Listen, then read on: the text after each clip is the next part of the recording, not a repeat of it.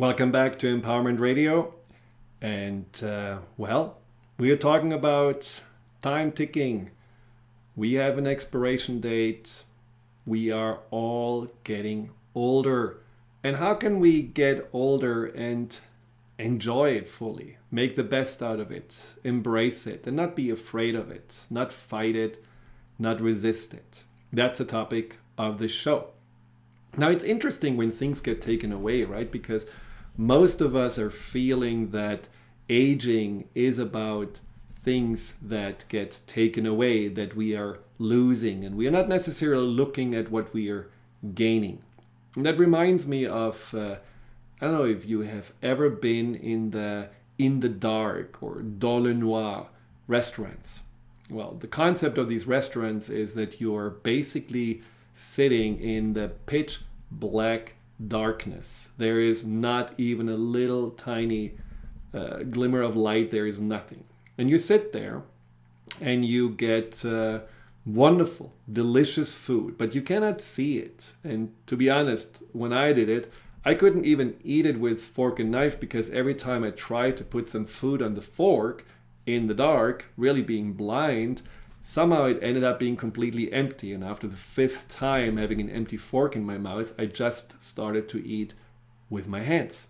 And it was fun because it makes you just realize that we are so focused on what we see and somehow even distracted.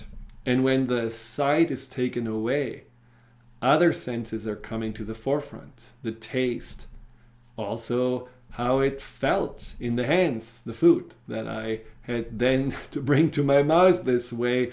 You are listening more, you are smelling more. And even though Danielle, my wife, and I didn't see each other, but it was one of the most romantic evenings we had because there was just a greater sense of intimacy without any sense of having to look around or be anywhere else.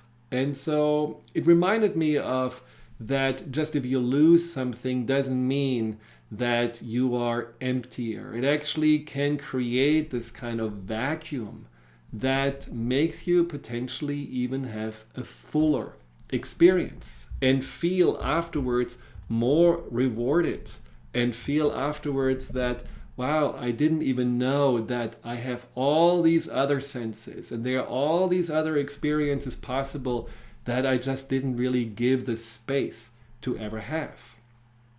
Now, what I wonder is just about aging, if we couldn't also have a similar attitude about that. Rather than looking at that, what we are no longer have. What about if we're looking at that, what we can discover? That, what we can find? That, what we can say, well, it may be that difference that makes all the difference. It may be that what we have inside of us that now that we are giving it some room because other things are not longer available or not that important, has more space to resurface. Now, this may be in stark contrast to what you have been feeling. And if you have any questions about aging and the fear of aging and how to approach it with more grace and ease and joy, call in. And the phone number is 886, and I have to always look it up, 888-418-6890. I repeat, 888-418-6890. And you can also go to the chat box and have there a question asked at transformationtalkradio.com. So what I just said is that maybe there are these things we can embrace and it's just not what we are losing. And we do actually have a question. Terry says, I'm single and a 50-year-old woman who doesn't feel that anyone is paying attention to me anymore. I feel like a ghost. How can I deal with this feeling of being a non-person?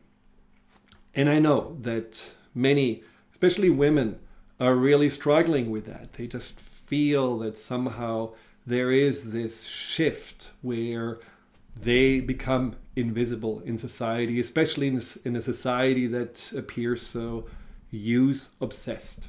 Now, the issue is, of course, that we are identifying, and that's maybe what you also can see, Terry, we are identifying ourselves often more by what other people are perceiving about us, or maybe what we're imagining they are seeing, rather than really identifying ourselves with who we are and how we see ourselves. And so when you are feeling like you're not really getting these approvals or these the sense of, getting some appreciative looks, or maybe even getting invited or being a part of, or no longer fitting into the youthfulness of the people around you or the society around you, you automatically feel less than. And when we feel less than, of course, we are carrying ourselves differently. We are just shrinking, literally shrinking. Our shoulders are more forward, our gaze is more down, our energy is different. Maybe we are even dressing differently. Maybe there is just a sense of expecting to be ignored rather than expecting to just be respected or seen and embraced for who you are. So what you're going to learn in this show today is just for you to also shift your attitude around your age, and no longer just identifying yourself with that number, but really carrying yourself in a way that shows that you're confident and comfortable and feeling good about all the things that you became, that what you have earned, that what you have gained over all those years, just feeling that you are owning yourself more and really caring much less about what other people give you, but more care about what you feel and sense about yourself. And the tips and tools and insights I will share with you today will hopefully help you to get there. Now, the question is, of course, how can we learn from others about aging? Maybe there are people that just know a lot about it and they can just be the role models and show us how it's to be done in a more positive way. And so I did research about this, and I was curious to hear from people that really have achieved a quite amazing age. And so these are the people that were 100 and beyond.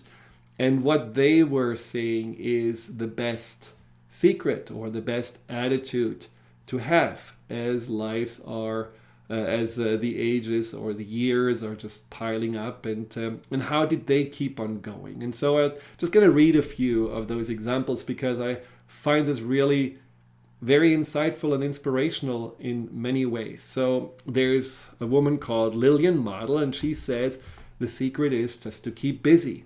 Do things that you have never done before. And she's 100. Another one who is 100 is Gussie Levine, and this person says, don't fight the day, just let it be. Get up and be positive. Avoid any and all drama. Don't get involved with silly minutiae or difficult personalities. People respect me for that. And that's a very sound advice. And then there is Jenny Cascone, who is also 100. They're all 100 or 102. Be good. Don't complain. Just get up and do. Keep on working. Keep on going. And have a good time. Another one, Loretta Hodge says, whatever is hard, you make hard. But if you take it as it comes, it doesn't come hard. Don't worry. Don't want so much. And be satisfied with what you've got. Be willing to share with your friends and those less fortunate. And then finally, there's Hilda Berner. She's actually a chicken because she's only 97. Try to, a spring chicken, try to understand the kind of person you are and accept who you are. But if you want to improve your situation, change it. Keep your eye on the stars and try to succeed at what you want to do. So I think there are some commonalities, right? When we are hearing these experts on aging and experts on life. I mean, what a wisdom they can share on just taking everything that they have experienced and really condensing it down to some very sound wisdom. Well, you hear keeping calm, keeping a calm mind and relaxed. That's certainly one thing that they have in common. And don't get your feathers ruffled.